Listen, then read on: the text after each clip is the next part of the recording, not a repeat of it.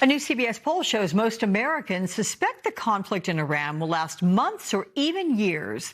This as President Trump holds off launching a major military escalation in Iran, in part because of the dwindling stockpile of U.S. munitions. This according to the New York Times. Those concerns were dismissed this morning. As the president said, we are locked and loaded. Even more assets are going into theater, but he's giving talk some space. He's giving it a little bit of room. We've had both Oman and Iran and a number of our other negotiators engaged at every level, from the most senior levels all the way down to the technical level over the past few weeks and particularly in the past few days.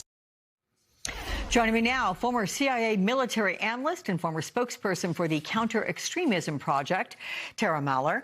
And Tara, I'm glad to have you here. Let's talk about that CBS poll. Are you surprised? I mean, based on the current developments in Iran and reported intelligence assessments, how long do you suspect this could go on? I'm not actually surprised with the polling. We've seen the American public shift their views over the past couple of months because what we've seen is sort of a start and stop to the fighting since March. And I think the American public's patience is growing thin until the administration lays out a clearly articulated strategy and shows that they've made demonstrable gains towards those actual goals. And so I'm not actually surprised that this is where we're at. While we do seem to have a temporary cessation in fighting at the current moment after 13 consecutive nights of strikes, it remains to be seen if the administration can turn this into diplomatic leverage and back into talks. We had the crumbling of the Memorandum of Understanding. So simply going back to that status quo, I'm not that optimistic. We're going to need to see more leverage towards the Iranians in a diplomatic negotiation that, frankly, is going to take a while. Just to remind everyone, the JCPOA under Obama, whether you agree or disagree, took 22 months to get that on paper on the nuclear aspect. And here, there's a lot more at play with the Strait and other maritime difficulties that the United States and international community are facing. Yeah, it just seemed like the MOU was woefully inadequate or not, fleshed out, if you will. While the New York Times reports President Trump's meeting with his national security team on Friday helped convince him to put the escalation he was considering on hold because of already strained munition stockpiles, you just heard Ambassador Waltz dismissing those concerns. The fact these stories are surfacing, Tara, what does that tell you about U.S. capabilities and whether they are dwindling?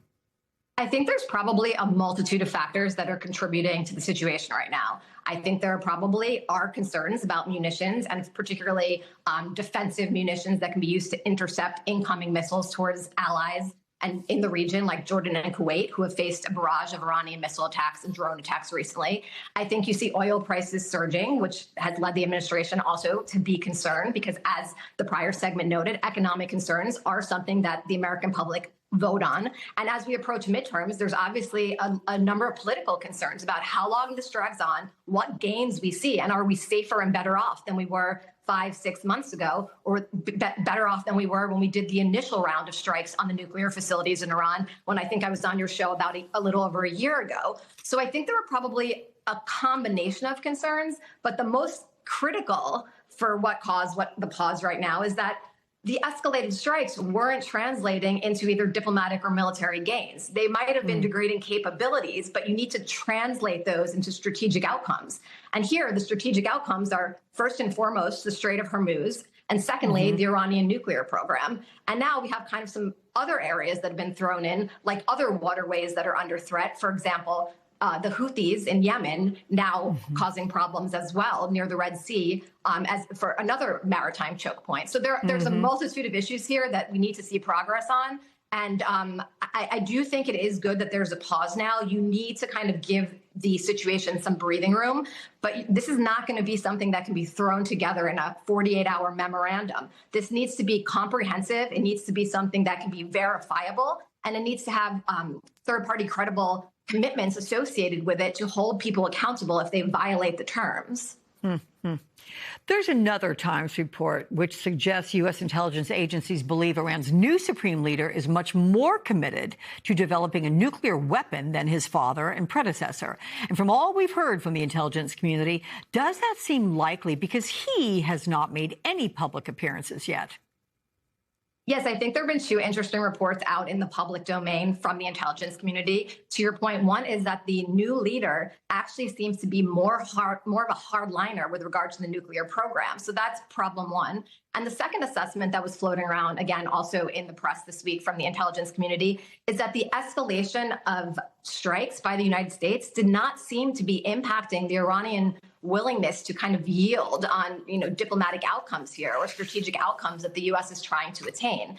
And that's obviously troublesome and not the trend lines you want to see, particularly after you've been engaging in a military campaign over the course of months. So I do think that's something to watch. And it's probably something the intelligence community is watching closely.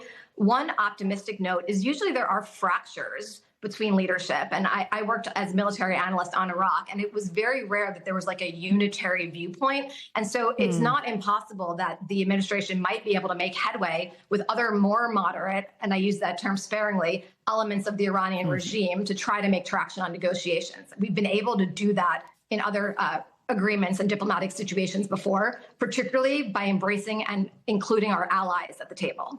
Yeah, okay, does make sense, Tara Mahler, as you always do. Thanks for joining me.